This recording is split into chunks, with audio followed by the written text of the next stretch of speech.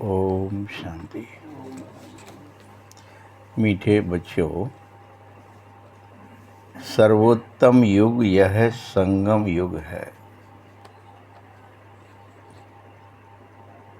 इसमें ही आत्माएं परमात्मा बाप से मिलती हो।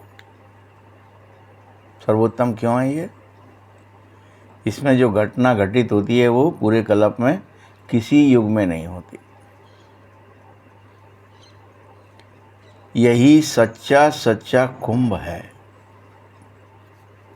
कुंभ में क्या होता है, क्या दिखाया है कि वहाँ अमृत मिलता है, अमृत की बूंदें गिरती हैं और मिलाप होता है। संगम पर मिलाप ही होता है ना, मिलना होता है आत्मा का परमात्मा से मिलन। अनेकों आत्माएं बाबा से मिलती हैं, करोड़ों करोड़।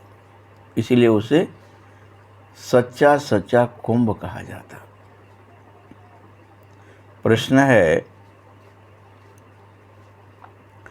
कौन सा पाठ बाप ही पढ़ाता है, कोई मनुष्य नहीं पढ़ा सकता? ऐसा क्या पढ़ाई है, पाठ है जो भगवान ही पढ़ाते हैं, मनुष्य नहीं? उत्तर क्या होगा आपके हिसाब से?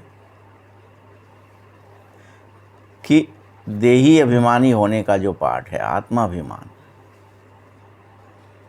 बाबा का तो यही कहना है ना। ये पाठ कोई ने पढ़ाया? हमें, आपने, आपको, हमको, किसी को?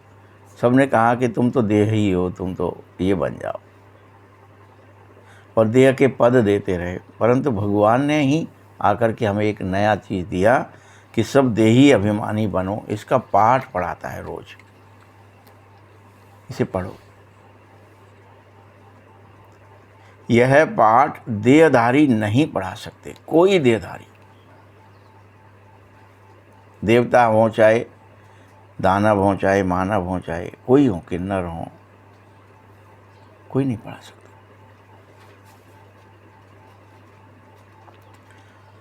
पहले पहले तुमको इसलिए बाबा आत्मा का ज्ञान देता है। पहला पहला क्या है पढ़ाई में? ज्ञान मिलना चाहिए कि हम आत्मा हैं, शरीर नहीं है।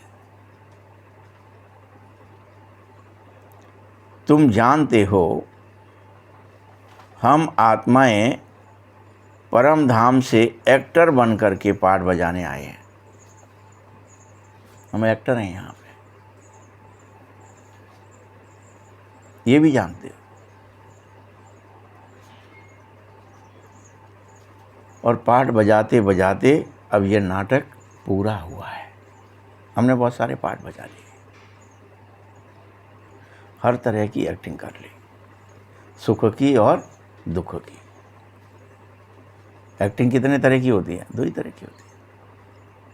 सुख में भी पाठ बजाया, सतयुग और त्रेता के रूप में, और दुख में भी द्वापर और कलयुग में। युद्ध के पाठ, कहीं किसी का पाठ बजाते रहे ना, युद्ध करो, हिंसा भी अहिंसा भी।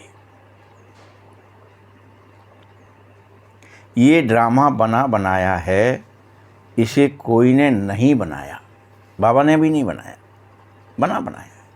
इसे किसी ने भी नहीं बनाया। ये नहीं कि बाबा ने बनाया। जो चीज़ बनेगी वो बिगड़ेगी, लेकिन ये बनाया ही नहीं है, बना बनाया है। इसीलिए ना इसका आदि है और ना ही इसका अंत है।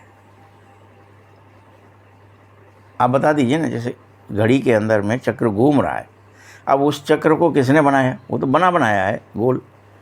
अब उसमें घड़ी कितनी भी बार घूम जाए, सुइयाँ करोड़ों बार, मतलब पद्म बार, शंख बार, जितना कहो उतना घूम जाएं, लेकिन आप कहें कि ये कब से घूमती हैं और कब तक घूमेंगी? है क्या कुछ फिक्स?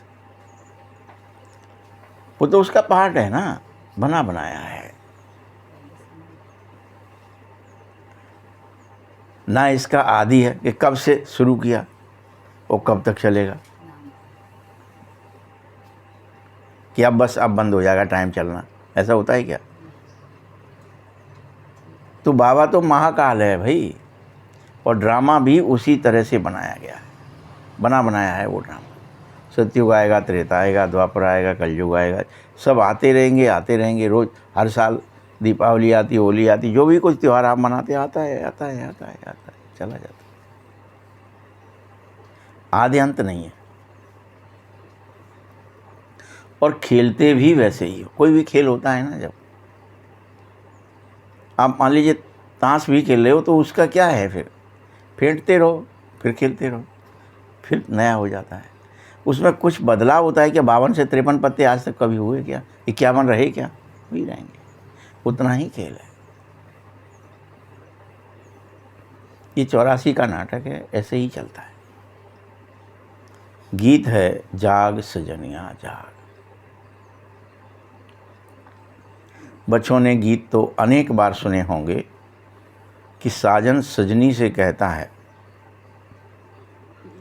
तो ये साजन है परमात्मा।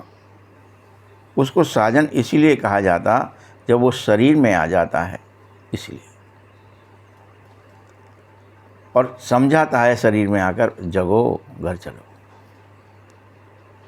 मरे पड़े हो, सोए पड़े हो अज्ञान की नींद में, जगो।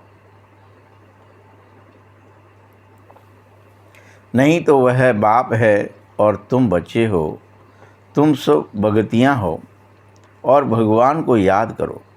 भगवान ब्राइड ग्रूम है और तुम सब ब्राइड्स हो, दुल्हन हो और वो दुल्हा है। ब्राइड्स माने दुल्हन और ब्राइड ग्रूम माने दुल्हा।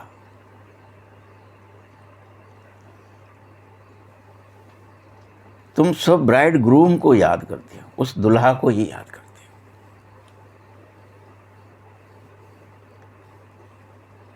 सबका मासू यह ब्राइड ग्रूम है। वह बैठ तुम बच्चों को समझा रहा है, अब जगो, नया युग आ गया है, आ रहा है, जगो, तैयारी करो, जल्दी करो, चेंज करो अपने को नए युग के हिसाब। जैसे कोई ब्राइड जो है, जो दुल्हन जब जाती है तो क्या ही बदलता है उसका। सखियाँ हों, चाहे माँ बाप हों, चाहे कोई भी हो, उसको समझाता है, भैया तू पराए घर जा रही हो, ज़रा ध्यान से, ज़रा उठक बैठक चेंज कर लो, ज़रा बोल चाल चेंज कर लो, ज़रा रहन सहन चेंज कर लो, रीति रिवाज चेंज कर लो। और उसके हिसाब से करने पड़ेंगे, इसीलिए अभी उसकी प्रैक्टिस कर लो और स्वीकार कर लो। वहाँ कहीं भी आप कैसे भी नहीं रह सकते हो, कुछ भी नहीं पहन सकते हो, कैसे भी नहीं चल सकते हो उधक फुदक के। क्यों, क्या बन के जा रही हो? ब्राइड बन के जा रही हो, ब्राइड ग्रूम के। तो वे यहाँ सिखाते रहते, किसके लिए? एक जन्म के लिए।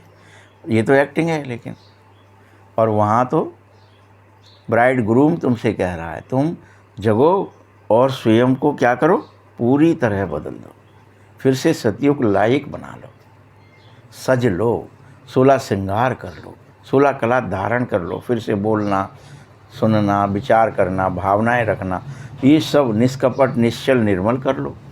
यही तो श्रृंगार है जो हमारा ब्राइड ग्रूम हम सभी सजनियों को, ये नहीं कि माताओं बहनों को समझाएगा, पुरुषों को नहीं समझाएगा, सभी ब्राइड्स हैं, सबको समझा रहा है। श्रृंगार भी सबका एक जैसा ही है, सबको देवताई गुण धारण करने।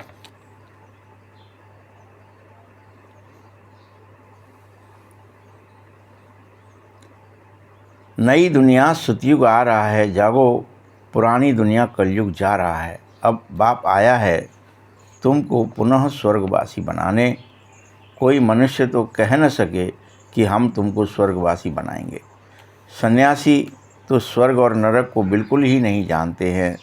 जैसे और धर्म है, वैसे ही ये सन्यासियों का भी एक अलग से धर्म है।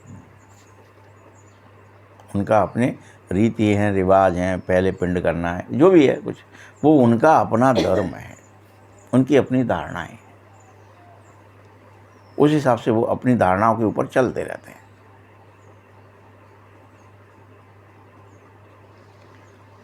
वह कोई आदि सनातन देवी देवता धर्म नहीं है। संन्यास धर्म अलग है, द्वापर से ही चलता है। वो भी आदि शंकराचार्य द्वारा स्थापित है।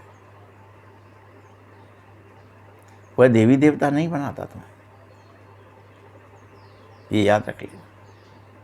कोई सोचो हम सन्यासी बन जाएंगे, वो तो आपका अलग धर्म हो गया। फिर आदि सनातन देवी देवता धर्म तो भगवान ही स्थापित करता है, कोई और कर न सके। जो तुम्हें प्रवृत्ति मार्ग वालों, जो नरक में बैठे हो, उन्हें सतयुगी स्वर्गवासी बना देता है।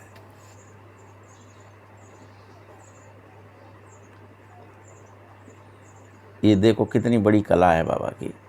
उसको वो खुद स्थापित करता और तुम्हें ही नरकवासी से स्वर्गवासी बना देता।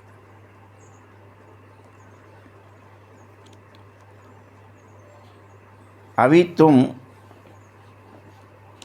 संगम पर हो, अब नरकवासी नहीं हो, ये स्वीकार करो पहले तो,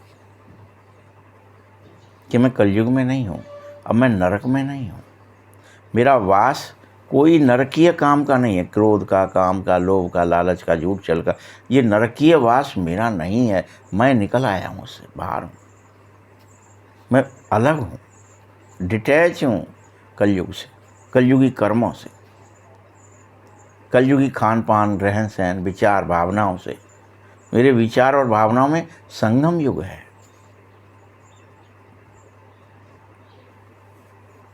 घर गृहस्थ में रहते ही तो कुंभ गए, तो ऐसा तो नहीं था ना कि कुंभ में सिर्फ सन्यासी जाएंगे। लेकिन उनका अपने कर्म कांड है, वो अपनी क्रियाएं करेंगे, लेकिन तुम्हें अपनी करनी है।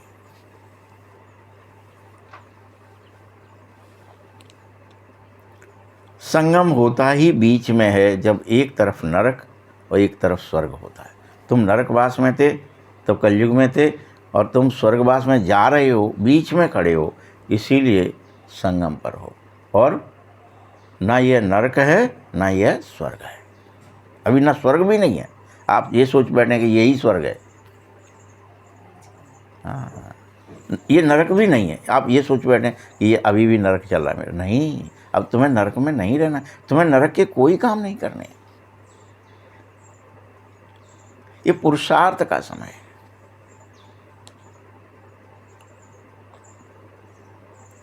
संगम पर तुम सब बच्चे स्वर्गवासी बनने का पुरुषार्थ कर रहे हो कि हम क्या हो जाएं, स्वर्गवासी बन जाएं। इसीलिए तो संगम की महिमा है। कुंभ का मेला ही वास्तव में सर्वोत्तम है, जो कहाँ लगता है, बीच में। इसलिए यहाँ क्या दिखा दिया अपन सबने, कि जब कुंभ जाएं और त्रिवेणी जाएं तो बीच में जो स्नान करे तो पुण्य पाए। अब बीच के लिए भीड़ है, बीच के लिए भब्बड़ है, मारकाट है, और वास्तविकता क्या है, स्वीकारता। क्या है वास्तविकता? कोई डुबकी लगाना है क्या? स्वीकार कर लो कि मैं अब नरक में डुबकी नहीं जाऊंगा। माने यमलोक में, मृत्युलोक में यमुना है एक तरफ ना, इस यमलोक से स्वर्गलोक की कौन है, गंगा है। तो यमुना और गंगा के बीच में हूँ मैं, ना यमलोक में हूँ और ना ही स्वर्गलोक में हूँ, मैं वहाँ हूँ, उस स्थिति में। ये सर्वोत्तम स्थिति होती है, इसको पुरुषोत्तम स्थिति कहा जाता है। सोल कॉन्शियस पूरी तरह से हुए नहीं हो, बॉडी कॉन्शियस हो नहीं सकते। अब वापस बाबा तुम्हें प्रैक्टिस करा रहा है कि नहीं, सोल से, बॉडी कॉन्शियस से सोल कॉन्शियस की तरफ चलो, बीच में हो। अभी कभी बॉडी कॉन्शियस आ जाती है, कभी सोल कॉन्शियस आ जाती है, बीच में लट गए। ये वो स्थिति, ये पुरुषोत्तम पुरुषार्थ करने का समय है। ये पुरुषार्थ करो, टिक जाओ बीच में, धार पर। ज्ञान की पंथ, कृपाण की धार, तलवार की धार की तरह, इधर गए तो कटेंगे, उधर गए तो कटेंगे, बीच में। तुम जानते हो हम सब एक ही बाप के बच्चे हैं। इस समय क्या जान गए हो? सब एक पिता की संतान है। सब, कोई जाति नहीं है, कोई धर्म नहीं है, कोई पंथ नहीं है, कोई भाषा नहीं है, कोई क्षेत्र नहीं है। जिसका विभाजन जो हो रहा है ये ऊपरी मस्तिष्क की देन, एक नर्क की देन थी। हम सब एक हैं। हम सब शिव बाबा के बच्चे हैं। हम सब ब्रह्मा कुमार कुमारियां हैं। एक है सभी मनुष्य।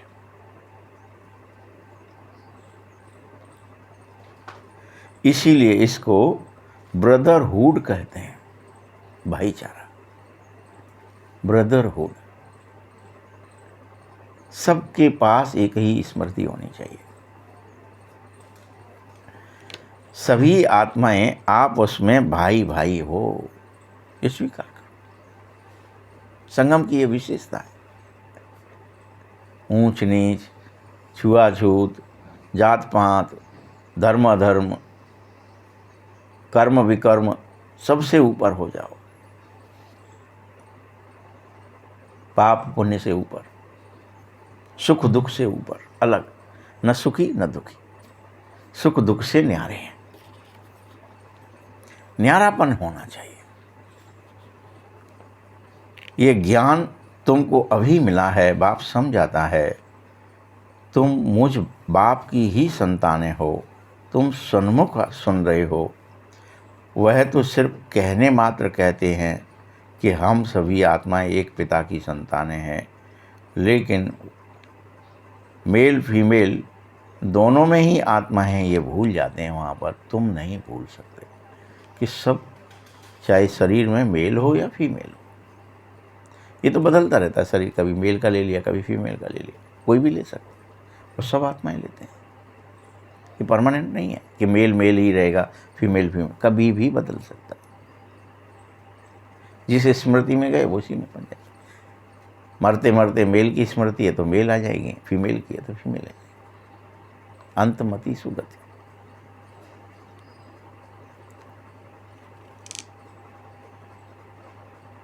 देखो, हिसाब किताब है। बाप तुम्हें समझा रहा है कि आत्माएं परमात्मा अलग रहे बहुकाल। तो ऐसा नहीं कहा जा रहा है कि नदी और समुद्र अलग रहे बहुकाल। कौन रहे अलग अलग? आत्माएं परमात्मा। बाबा से हम बचे, क्योंकि बड़ी बड़ी नदियां तो समुद्र में मिलती ही रहती हैं और मिली ही हुई हैं। तो ऊपर बरसे वहाँ कनेक्ट है, जाता रहता है दिन भर रात भर। उनको मिलाना, कोई अलग से आपके सामने कोई मिलती हुई दिख रही है आपको? वो तो मिली है कि आज ही मिली है, चलो उत्सव मनाएं, अभी मिली है।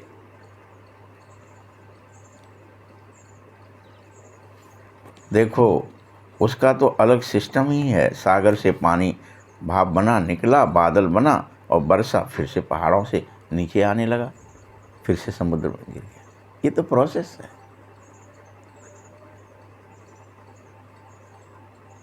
फिर नदियां बन जाती हैं। तो सभी तुम सागर के बच्चे हो। बहुतों को यह बात भी पता नहीं है कि पानी कहाँ से निकला, नदी कहाँ से बना। साइंस भी नहीं पता। यह भी सिखाया जा रहा है। तुम्हें पता है कि ज्ञान का सागर एक परमपिता परमात्मा ही है, जिसे कभी विस्मृति नहीं होती। हम स्मृति और विस्मृति के खेल में फंस जाते हैं जन्म मरण के चक्कर में, लेकिन बाबा कभी विस्मृति नहीं होती। उसे पूरा युग याद है। जैसे आपको साल भर का कुछ भी विस्मृत नहीं होता। आप एक ही शरीर में हो और साल भर में जैसे पूरे कल्प में उसको विस्मृत नहीं। तुम्हें साल भर का क्या कि अब ये तिथि आ गई, ये त्यौहार आ गया, ये फलाना आ गया, आपको याद है। ये बुवाई करनी है, ये कटाई करनी, सब याद है ना। साल भर के क्या क्या फंक्शन हैं, कैसे होते हैं, साल भर के कितने मौसम हैं, होंगे ही, ये भी आपको याद है, क्योंकि आप भूले नहीं हो। अगर साल भर का आप भूल जाए, आप सोचें कि गर्मी पड़ रही है तो सर्दी पड़ेगी नहीं, या सर्दी पड़ रही है तो बस सर्दी पड़ती रहेगी, गर्मी नहीं पड़ेगी। अगर आप भूल जाएं तो गड़बड़ हो जाएगी ना। लेकिन आपको याद है, सर्दी आई है तो गर्मी भी आएगी, गर्मी आई है तो बरसात भी आएगी। सब मौसम है, 6 के 6 चलते रहते हैं। ये तो चक्र है, काल चक्र की तरह। ये तो चल रहा है, इसमें कुछ नहीं हो रहा है गड़बड़। तो आपको स्पष्ट याद है ना कि अब ये आएगा, अब गर्मी पड़ेगी, अब सर्दी पड़ेगी, अब बरसात होएगी, अब शिशिर आएगी, अब जो भी है, बसंत आएगा, फलाना आएगा। उसके हिसाब से त्यौहार मनाते हो, खेल करते हो, भूलते नहीं हो साल भर का। वैसे परमात्मा पूरे कल्प का कभी भूलता नहीं, उसके लिए वो जरा सा टाइम है। इसीलिए हमको पहचान लेता है कि ये इस वक्त ये बोए जाते हैं, इस समय ये इनका युग है, इस समय इनका है, देह अभिमानी आएंगे, आत्माभिमानी बनेंगे, बो ही रहा है, उसको सब पता है। ये समझाया जा रहा है कि तुम आत्माएं हो, एक पिता की संतान हो, आत्मा निराकार है, ये भी समझाया जा रहा है। फिर जब तुम साकार में आकर के पाठ बजाते हो, पुनर्जन्म लेते हो, ये भी समझाया जा रहा है। अभी तो सब समझाया जा रहा है। बाप आकर के तुमसे मिलता भी है, बाप का मिलना एक ही बार होता है, लेकिन संगम युग पर, इसी समय कल्प का। यह भी तुम जानो, गीता में कृष्ण का नाम डाल दिया, परंतु श्री कृष्ण तो यहाँ आ न सके संगम पर। वह कैसे गालियाँ खाएगा, ये तुम समझते हो कि श्री कृष्ण की आत्मा सतयुग में होती है, पहला जन्म उसी का होता है, सतयुग का, और हर कल्प होता है, हर 5000 वर्ष बाद हूबहू होता है। ये तुम ही जानते या जान गए हो बाबा के कहने से, स्वीकार कर लिया है तुम। पहले पहले तुमको ज्ञान मिलता है आत्मा का कि तुम शरीर नहीं हो, आत्मा हो। अपने को शरीर समझ इतना समय चले रहे, अब बाप आकर हर बच्चे से कह रहा है देही अभिमानी बन जा। यही तो पुरुषोत्तम युग है, और यही तो भगवान पढ़ा रहा है, और एक ही पढ़ाई पढ़ा रहा है कि तू क्या कर, आत्माभिमानी बन जा।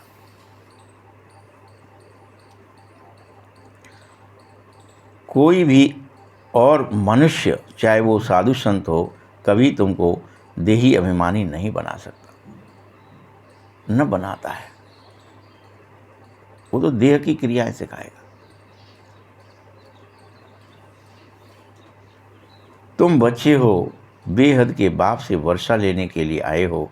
तुम्हारी बुद्धि में ये होना चाहिए कि हम परमधाम में रहते हैं और यहाँ पाठ बजाने आए हैं।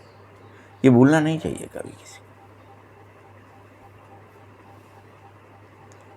ये नाटक पूरा हुआ, ये ड्रामा कोई ने बनाया नहीं है, ये तो बना बनाया है।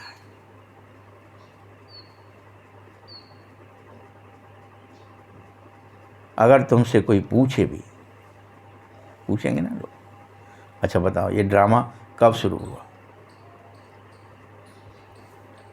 तो तुम्हें यही उत्तर देना है कि ये तो अनादि ड्रामा है, बना बनाया है, ये किसी ने नहीं बनाया। इसके अलावा तुम्हें कोई उत्तर नहीं देना है। कहीं तुम पुरखा बन के कुछ भी उत्तर देने लग जाओ, बाबा ने मना कर दिया।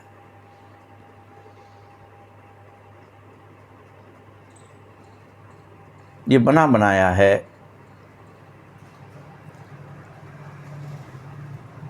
पहले पहले तुम्हारी बुद्धि में ये बात फिक्स हो जाए कि आदि और अंत इसका नहीं होता है, पुराने से नया, नया से पुराना होता रहे, बस तुम पाठ भी ऐसे ही बच्चों का पक्का है। तुम यह भी जानो कि कब नई दुनिया बनती है, फिर कब पुरानी हो जाती है, यह भी कोई कोई की बुद्धि में पूरी अच्छी रीति है, कोई के में नहीं है। इसे भी समझो। तुम यह भी समझो, अब इस नाटक का फिर से रिपीट होना शुरू होगा। अंत है मतलब क्या, रिपीट है, फिर से एक कालचक्र फिर से रिपीट होगा। बरोबर इस काल चक्र में हर एक के अपने अपने जन्म हैं और अपना अपना पाठ नूंद है। कोई के 84 जन्म है, कोई के 83, कोई के 82, कोई के 80, कोई के कितने, कोई के कितने, डॉट डॉट डॉट। ये कोई फिक्स नहीं है कि सबको ही 84 लेने हैं, सब इतनी पॉपुलेशन हमेशा रहेगी, नहीं है बिल्कुल फिक्स। अब बाप तुमको वापस ले जाने आया है, उसके लिए गाइड बनाए। घर चलना है तो कैसे चलोगे, कहाँ है घर, भूल गए हो इन 5000 वर्ष। भले ही कोई ने 5000 वर्ष नहीं भी आया, आधा पाठ बजाया, सतयुग की जगह वो द्वापर से आया, तो भी भूला हुआ घर कहाँ है, किधर जाना है, कैसे जाएं। बाप गाइड है और तुम सब भी पंडे हो। पंडे लोग यात्रियों को ले जाते हैं, वैसे ही तुम रूहानी पंडे हो। तुम्हारा नाम पांडव गवर्नमेंट है, परंतु तुम गुप्त हो। तुमको कोई अपना दिखावा ही नहीं करना है कि हम गवर्नमेंट भी हैं और पांडव गवर्नमेंट हैं, ये दिखावा भी नहीं करना है कि हम ही पांडव हैं। कल से पता चला ठोक के कहने लगो पांडव हैं हम। गुप्त। जैसे गीता में पहले ही लिख दिया, पहला ही अध्याय, कौरव पांडव यादव क्या करत भाई। तो इस समय की ही बात है, महाभारत लड़ाई का समय है, अब कौन क्या कर रहा है, क्या करते हैं बोलो। तुम जानते हो इस झाड़ का पहला पहला फाउंडेशन लग चुका है, जिस फाउंडेशन को आदि सनातन देवी देवता धर्म कहा जाता है। ये फाउंडेशन लगा है, उसकी नींव लग रही है, फिर से देवी और देवता बनने की नींव लग रही है। सतयुग में तुम देव और देवियां के रूप में बहुत थोड़े होंगे, फिर धीरे धीरे वृद्धि को पाएंगे। यह भी किसी को पता नहीं है कि कैसे 9 लाख से फिर से 800 करोड़ हो जाएंगे या 900 करोड़ हो जाएंगे, करोड़ों में बदल जाएंगे, पता नहीं। तुम्हारे में भी नंबरवार पता है। कोई को साक्षात्कार हो गया है तो थोड़ा सा विश्वास है, कोई को किसी के कहने से विश्वास, बाबा की बात मान लेने से विश्वास है, दृढ़ विश्वास। स्टूडेंट में कोई अच्छा भी है, समझदार भी है, तो कोई अच्छी धारणा कर लेता है, बातों को समझ जाता है कि अच्छा बाबा ये समझा रहा है। कोई को अच्छी रीति धारणा होती है, कोई को नहीं भी होती है, कोई मीडियम कर पाता है, तो कोई थर्ड अर्थात कोई फोर्थ भी जाता है। वैसे ही प्रदर्शनी आदि में भी रिफाइन रीति समझाने वाले चाहिए ही चाहिए। ठीक है, तुम्हें यह बात भी समझनी है कि 2 बाप हैं बेहद का, एक आत्मा का, एक शरीर का, एक पारलौकिक है, एक लौकिक है।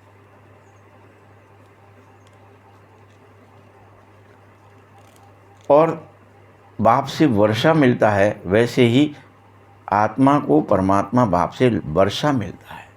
ये बात समझो और समझाओ कि प्रॉपर्टी क्या है। परमात्मा की प्रॉपर्टी दिव्य गुण है, 7 गुण है, और वो वर्षे के रूप में मिलती है। भारत ही स्वर्ग था, फिर भारत धीरे धीरे नरक बना है। इसको आसुरी राज्य कहा जाता है। नरक बन जाता है तो इस समय ईश्वरी राज्य नहीं है, देवों का राज्य नहीं है, फरिश्ताओं का नहीं, किसका है, असुरों का है। आसुरी राज्य, सब में असुराई है।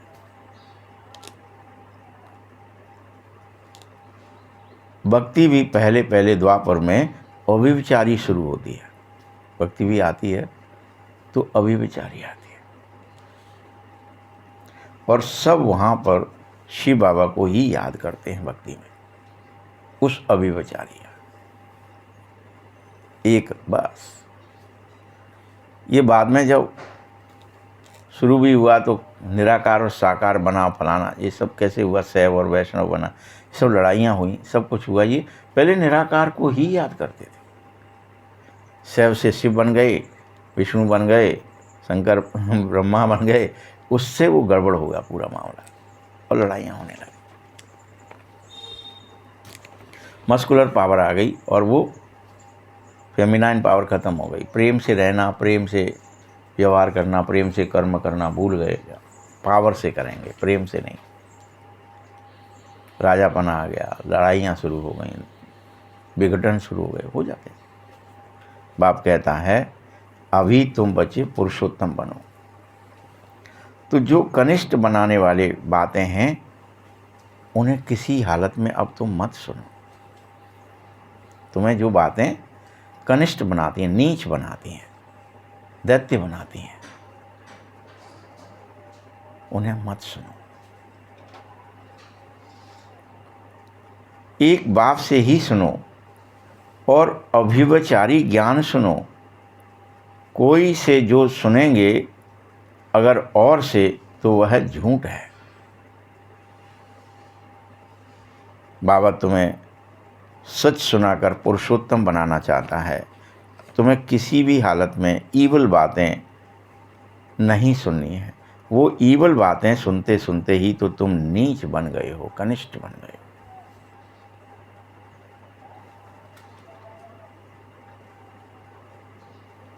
याद रखना, अब सोजरा हो रहा है, अर्थात ब्रह्मा का दिन शुरू हो रहा है। अंधियारा जब होता है तो ब्रह्मा की रात शुरू होती है द्वापर से। ये सब पॉइंट की तुम्हें धारणा करनी होगी। नंबरवार हर बात में होता है, यहाँ भी ऐसे ही। ये ज्ञान भी हर कोई बराबर नहीं उठाएगा। भले ही एक क्लास में हो, एक जैसी पढ़ाई पढ़ रहे हो, लेकिन ज्ञान को एक जैसा नहीं उठा सकते। किसी को ये ज्ञान झट समझ में आएगा, किसी को समझ में नहीं आएगा, ऊपर से निकले। ये क्या कहा, इसका क्या मतलब है। देखो, जैसे कोई डॉक्टर होते हैं तो 10-20 हज़ार एक ऑपरेशन का लेते हैं, कोई को खाने के लिए भी नहीं मिलता है, कोई उसके बाद जाता ही नहीं।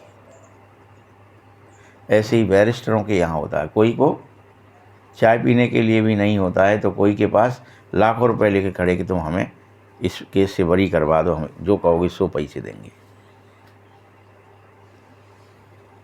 तुम भी जितना पढ़ोगे, जितना पढ़ाओगे, उतना ऊंच पद अवश्य पाओगे। फर्क तो होगा नारायण में और दास दासियों में। सारा दारोमदार इसी पढ़ाई पर और याद पर निर्भर है। पढ़ाई से पद मिलता है, याद से पाप भस्म होते हैं। अपने आप से पूछो बार बार कि हम कितना पढ़ते हैं और भविष्य जन्म जन्मांतर के लिए क्या बन जाएंगे। कितना हमने पढ़ लिया, क्या नर से नारायण बन जाएंगे? क्या हम अपने अंदर कोई सुधार कर रहे हैं पुरुषोत्तम संगम पर? कहीं हम नरक में तो नहीं जा रहे? जो बच्चे जन्म जन्मांतर बनेंगे वही कल्प कल्पांतर बनते जाएंगे, कल्प कल्प उनके साथ। इस जन्म में जो करेंगे वो फिर कल्प कल्प के लिए फिक्स हो जाएगा। इसीलिए कहता हूँ, पढ़ाई पर पूरा अटेंशन दो और हर हालत में विष पीना एकदम छोड़ दो। अब विष नहीं पीना है, एकदम छोड़ दो। सतयुग में ऐसा नहीं कहा जाएगा कि मूत पलीती कपड़े धोए। देखो बच्चे, इस समय तुम सबकी चोली साड़ी कैसी हो गई है? सड़ गई है। ये चोली सड़ी हुई है, तमो प्रधान है, विकार से भरी है। ये समझने की बात है। सबसे पुराना चोला किसका है जानते हो? हमारा। हम इस शरीर को बदलते रहते हैं, आत्मा पतित बनती जाती है और पतित और पतित, शरीर भी पतित और पुराना मिलता जाता है और हर बार शरीर बदलना होता है। लेकिन आत्मा तो नहीं बदलती, वह पतित होती जाती है। उसमें संस्कार पतित हो जाते हैं। जैसे शरीर बूढ़ा होता है तो शरीर की तो मृत्यु हो जाती है और फिर से सारा सिस्टम कैसा मिल जाता है, बढ़िया वाला। पैदा हुए बच्चे को कि ब्लड की पीएच भी अच्छी होती है, पीएच वैल्यू बेसिक होती है, और मरते हुए का एसिडिक हो जाता है, हर चीज तेजाबी हो जाता है। तो ये ड्रामा भी ऐसे ही है, आत्माओं का अविनाशी पाठ है। आत्मा खुद कह रही है मैं एक शरीर छोड़ दूसरा, दूसरा छोड़ तीसरा लेते रहते। लेकिन बाप का आदेश है कि शरीर को छोड़ने से दूसरा नया शरीर मिल जाता है तो उसका सारा सिस्टम ठीक हो जाता है, लेकिन आत्मा छोड़ नहीं सकते तुम। इसके अभिमान को छोड़ना है, पुनः देही अभिमानी बनना है, तो तुम पुण्य आत्मा बन जाएंगे, शक्तिशाली बन जाएंगे, पावरफुल। मनुष्य सब देह के अभिमान में है। आधा कल्प देह अभिमान है, फिर आधा कल्प आत्माभिमान हो जाएगा। अभी आधा कल्प से द्वापर से लेके 63 जन्म सिर्फ देह अभिमान ही है सब में। कोई नया भी जन्म रहा है, कोई परम धाम से भी आ रहा है तो भी देह अभिमान ही है।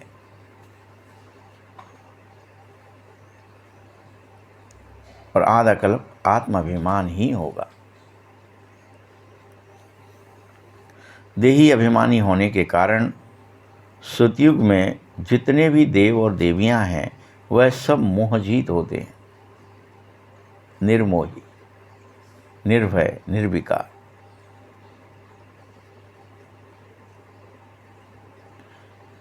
मोहजीत का टाइटल देवताओं को ही मिलता है, क्योंकि सब देवता समझते हैं हम आत्मा हैं, शरीर तो पाठ बजाने के लिए लिया है। तुम्हारी स्मृति इस ज्ञान की, आत्मा होने की, इतनी ज़्यादा पावरफुल हो जाती है।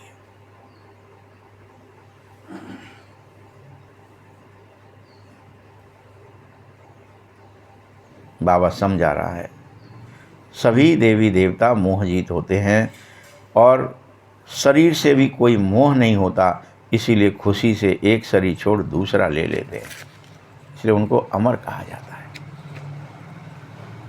कि देवताएं तो अमर हैं, उन्हें शरीर का कोई स्मृति ही नहीं है। वह तो कह कर के ये कपड़ा उतार रहे हैं, वो पहन रहे हैं। उतारना और पहनने जैसा ही सुख होता है, उल्टा खुशी होती है कि चलो अभी नया बन के आ गया मेरे लिए, अब आज कल से वो पहनेंगे, या अभी वो पहन लेते हैं, ये पुराना हो गया, थोड़ा सा दाग धब्बे लग गए, इसको उतार देते हैं।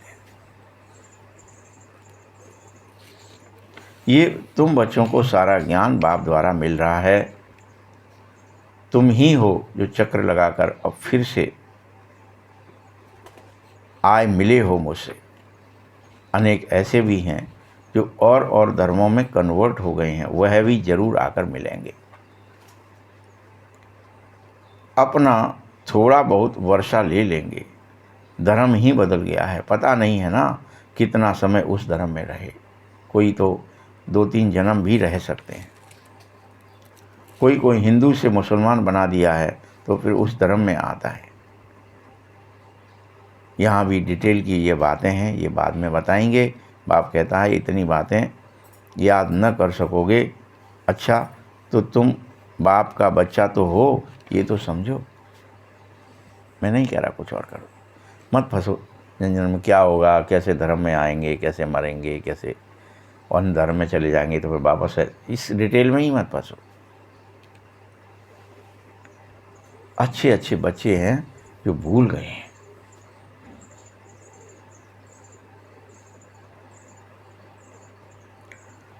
बाप की याद ही नहीं करते। क्या करती है माया? उसे बुला देती है, भूल जाओ, मत याद करो।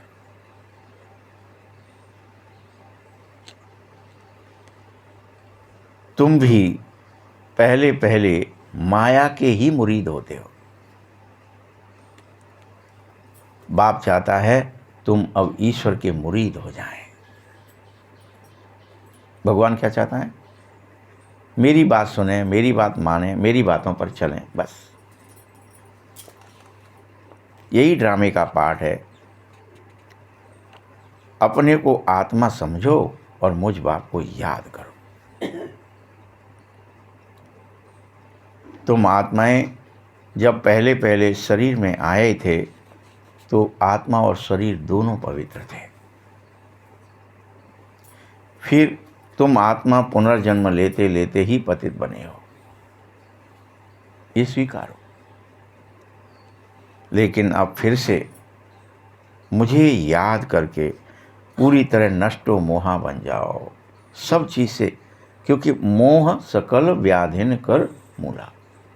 सभी व्याधियों की जड़ मोह ही है और इसी से सारे कांटे उत्पन्न हुए हैं। जैसे उपजत हैं बहुत सूला, कांटे उत्पन्न, सूल उत्पन्न होते। शरीर समझा आपने स्वयं को, तो मोह ही तो हुआ ना। देह जो कॉन्शियसनेस है वो इसीलिए मोह से ही शुरू हुई है।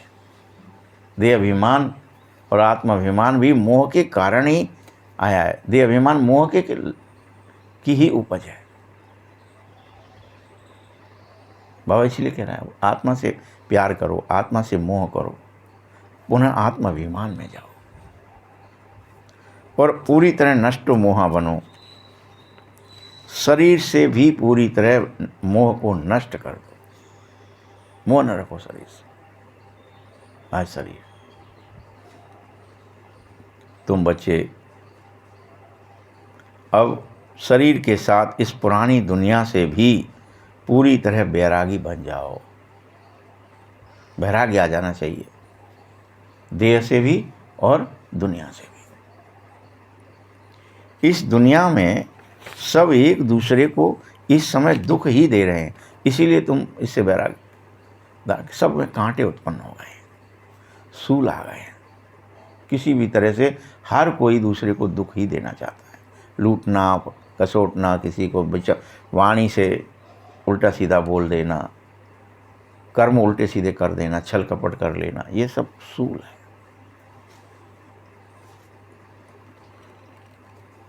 तुम ये पूरी तरह स्वीकार करो कि हम अशरीरी आए थे और इसलिए मुझे वापस जाना है तो अशरीरी होकर ही जाना पड़ेगा। दूसरा कोई उपाय नहीं है। अब ये पुरानी दुनिया, ये नाटक खत्म हो रहा है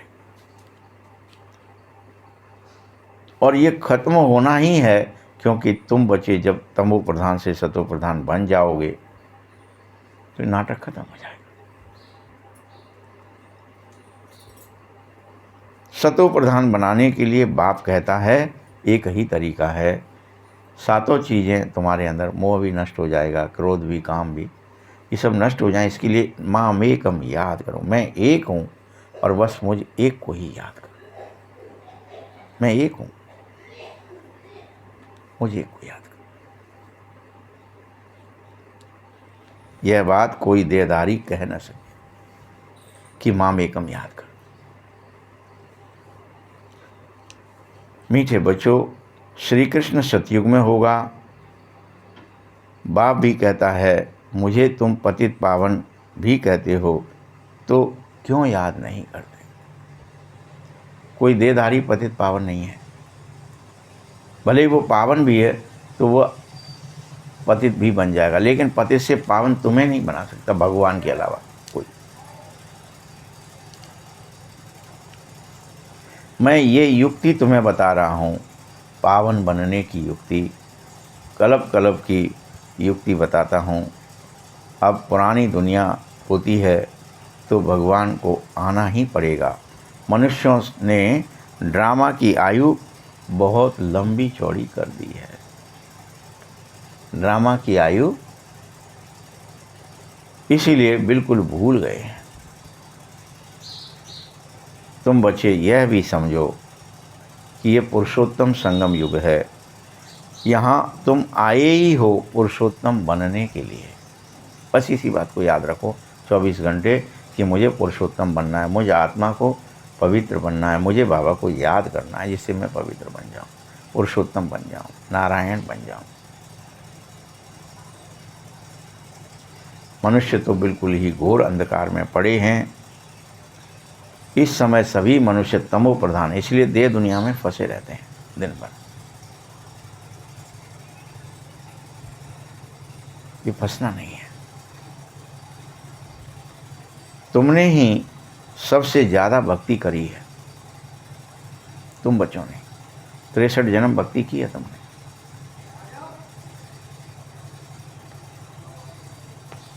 अब भक्ति मार्ग खत्म हो रहा है, क्योंकि भक्ति है ही मृत्यु लोक में, स्वर्ग में नहीं है, मृत्यु लोक में। मृत्यु हो गई तो मृत्यु लोक में मृत्यु रह जाती है और हम स्वर्ग लोक चले जाते हैं। अब अमर लोक आएगा, तुम ज्ञान लो, फिर भक्ति का नामो निशान मिट जाएगा। हे भगवान, हे ईश्वर, हे राम, ये सब भक्ति के अक्षर हैं। तुम्हें इस तरह की कोई आवाज़ मुख से नहीं निकालनी चाहिए। हे करके हे प्रभु मरे, हे बाबा, कई बच्चे करते हैं ना, हे ईश्वर बचा। और कहता है ये नहीं करो, ये भक्ति के अच्छा। मैं तो ज्ञान का सागर हूँ, बाबा तो सातों गुणों का समुद्र है।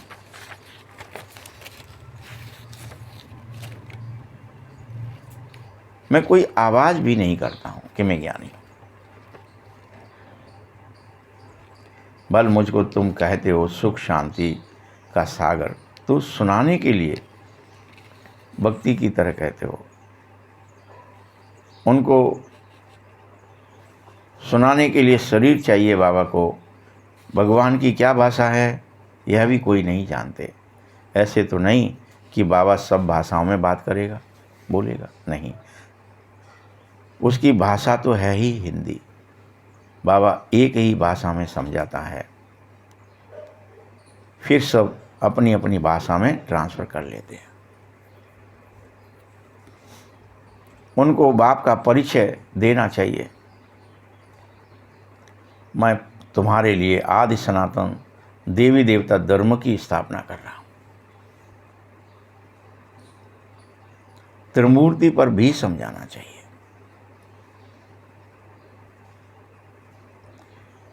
प्रजापिता ब्रह्मा के कितने ब्रह्मा कुमार कुमारियां हैं, कोई भी आवे तो पहले उसे पूछो कि तुम वास्तव में किसके पास आए हो। प्रजापिता का बोर्ड लगा दो, प्रजापिता ब्रह्मा कुमार ईश्वरी विश्वविद्यालय ... तो रचने वाला तुमको, परंतु उसको भगवान नहीं कह सकते ब्रह्मा को, क्योंकि भगवान तो सदैव निराकार परमात्मा ही है।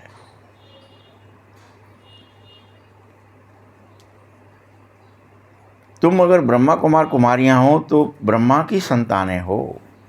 शरीर तो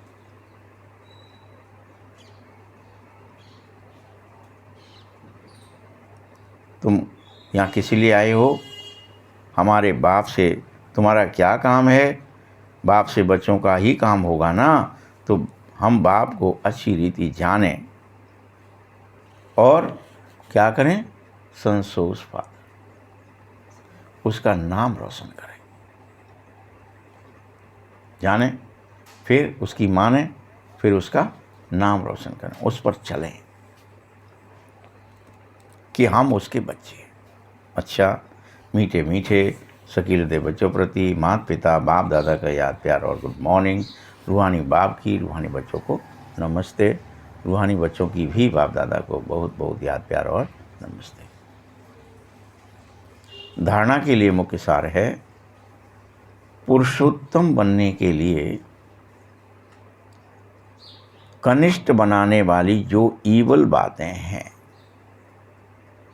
वह अब बिल्कुल नहीं सुननी है। ये इस मुरली का सार है। क्या कह रहा है बाबा? पुरुषोत्तम बनना है और उसके लिए एक सावधानी है। सावधानी क्या है? कनिष्ठ बनाने वाली जो ईवल बातें हैं, निंदा है, कोई भी जितनी भी ईवल बातें हैं वह नहीं सुननी है। एक बाप से ही अविचारी ज्ञान सुनो। बस संसार से मत सुनो, संसार की मत सुनो, भगवान से सुनो और भगवान की बातें ही सुनो। तुम अपने कल्याण की सुनो, फिर बाबा को याद करो। दूसरा पॉइंट है धारणा का इस मुरली का, नष्टो मोहा बनने के लिए क्या करना पड़ेगा? देही अभिमानी बनने का पूरा पूरा पुरुषार्थ करो। देही अभिमानी बनने का पूरा पूरा पुरुषार्थ तुम्हारे बुद्धि में रहे कि ये पुरानी दुख देने वाली दुनिया है, इसे मुझे भूलना है। दुख देने वाला इस समय कौन कौन है? पुराना शरीर और पुरानी दुनिया, ये दोनों ही दुख दे रहे हैं। पुराना शरीर में क्या हो रहा है? जगह जगह पीड़ा ही पीड़ा है, दर्द ही दर्द है। हाय मारे, हे ईश्वर बचा, बेवजह का। तो ये पुराना दुख देने वाला शरीर, पुराने दुख देने वाली दुनिया, इसे भूल जाइए। इससे बेहद का बैरागी आ जाना चाहिए। तुम बेहद के बैरागी बन जाओ। इसे भूलो, धीरे धीरे बैठ के लेटे भूलो, बस भूलो, बस भूलो। वरदान है आज, संगम युग की सभी प्राप्तियों को स्मृति में रखो। संगम पर क्या क्या प्राप्त होता है? बाबा मिलता है, हमें हमारा आत्माभिमान वापस आ जाता है, हम नर से नारायण बनते, पद मिलता है। तो संगम युग की सभी प्राप्तियों को एक एक करके स्मृति में रख करके चढ़ती कला का अनुभव करने वाले श्रेष्ठ प्रारब्धी भव, कि मेरे प्रारब्ध बना रहा हूँ, श्रेष्ठ बना रहा हूँ। कैसे बनेगी? चढ़ती कला का, रोज़ मुझे चढ़ना है, रोज़ और चढ़ती कला जाना है, और श्रेष्ठ बनना है, और स्मृतियों में रहना है, श्रेष्ठ और अच्छे काम करने, अच्छा बोलना है। परमात्मा मिलन व परमात्मा ज्ञान की विशेषता है अविनाशी प्राप्ति होना। ऐसे नहीं कि संगम युग पुरुषार्थी जीवन है और सतयुग प्रारब्धी जीवन है। नहीं, संगम युग की यही विशेषता है कि अगर तुम एक कदम उठाओगे तो 1000 कदम प्रारब्ध के पाओगे, ऑटोमेटिक है। जिस तरह का भी कोई भी कर्म एक बार आपने उठा लिया, उसका प्रारब्ध 1000 कदम बन जाएगी। इसलिए संभाल के चलो कि मुझे कोई भी अगर गलत भी उठा लिया तो क्या हो जाएगा? एक कदम आपने गलत उठाया, जैसे जो कोल्ड ड्रिंक है ना, कोल्ड ड्रिंक, कोई अगर एक गिलास पी ले तो उसकी पीएच कितनी होती है? 4.5 से 5 के बीच में होती है। पानी की कितनी है? 7 है या 7 पॉइंट समथिंग होनी चाहिए, बेसिक होना चाहिए पानी। झरनों का पानी पियोगे आप तो 7.5 मिलेगा, बेसिक होता है पानी, जड़ी बूटियों से आता है, किसी से भी समझो, कैसे भी समझो। अब अगर आपने 4.5 पीएच का पानी पी लिया तो उसको डाइल्यूट करने के लिए 100 गिलास से लेके 500 गिलास तक 500 गिलास पानी पियो, तब वो 1 गिलास आपका पिया हुआ जहर एक तरह से तब तुम्हारा शरीर उसको बैलेंस कर पाएगा। अब 500 गिलास कप एक दिन में फिर पियो ही क्या, एक गिलास आपने पी लिया कोल्ड ड्रिंक, अब 500 गिलास आप शुद्ध पानी पियो तो उसकी पीएच बराबर होगी शरीर के लिए, नहीं वो एसिडिक हो जाएगा और शरीर को नष्ट करेगा, कहीं ना कहीं बीमार कर देगा। और आदमी क्या कर रहा है, कोशिश कर रहा है इस बात की कि मुझे एक बार अगर मैंने ये पी लिया तो इसका दंड मुझे 500 गिलास पी के भुगतना पड़ेगा। वो दंड है ना वो भी तो, और पिएंगे नहीं तो उसका दंड तो भुगत, शरीर जल्दी से नष्ट हो जाएगा या जो भी होगा उसका परिणाम आपके प्रतिकूल दिमाग पर, मन पर, बुद्धि पर, इंद्रियों पर पड़ेगा ही, जो भी एसिड खा लेते हैं, पी लेते हैं। वैसे ही यहाँ बाबा ने तुम्हें हर स्थिति में समझा दिया है कि यदि तुमने कोई भी अच्छा या बुरा एक कदम चले तो उसकी प्रारब्ध जो है संगम युग पर यही होती है कि वो 1000 कदम प्रारब्ध बन जाती है, 1000 गुना। अब उसको धुलो, बुरी कर ली तो अच्छी कर ली तो अच्छी बात है, 1000 गुना बढ़ गई, लेकिन बुरी हो गई तो 1000 गुना बुरा हो गया। कोई को गाली दे दी तो 1000 गुना उसका प्रारब्ध भोगोगे। सावधान, सिर्फ पुरुषार्थ ही नहीं, इसीलिए श्रेष्ठ पुरुषार्थी बाबा ने कहा है। बाबा ने नहीं कहा पुरुषार्थी में, पुरुषार्थ को कुछ भी करो, अच्छा करो बुरा करो चलो, नहीं। अब चलो तो लेकिन मेरी ओर चलो, ज्ञान की ओर चलो, ध्यान मुरली की ओर चलो, बाबा की ओर चलो, आत्मा की ओर चलो, शरीर की ओर नहीं, देवभान की ओर नहीं। श्रेष्ठ कर्म प्रारब्ध करो, इस स्वरूप को सदा सामने रखो।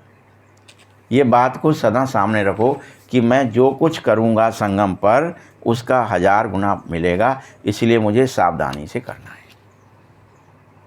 बस हर चीज़ 1000 गुनी हो जाएगी, चाहे वो अच्छी हो या बुरी हो। और ये सामने रखोगे तो प्रत्येक कर्म के प्रति आप सावधान हो जाओगे कि अरे मुझे तो श्रेष्ठ ही करना है, बोना है तुम्हें श्रेष्ठ बोना, एक का 1000 गुना होगा।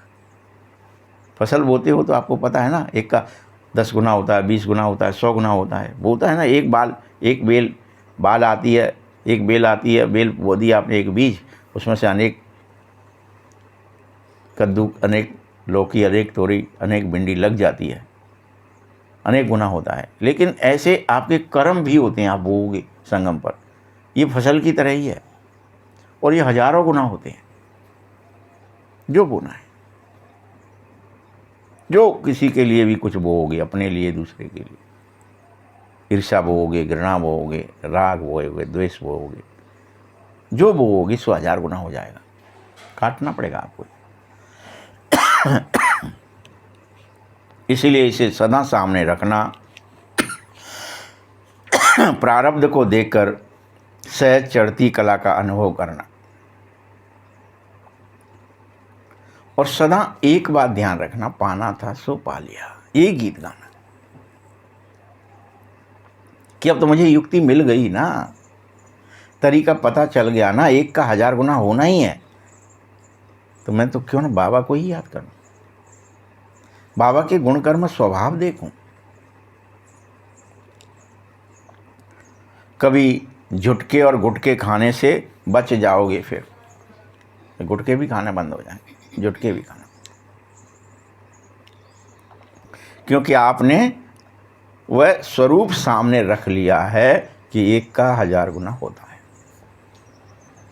सावधानी से करो। स्लोगन है ब्राह्मणों का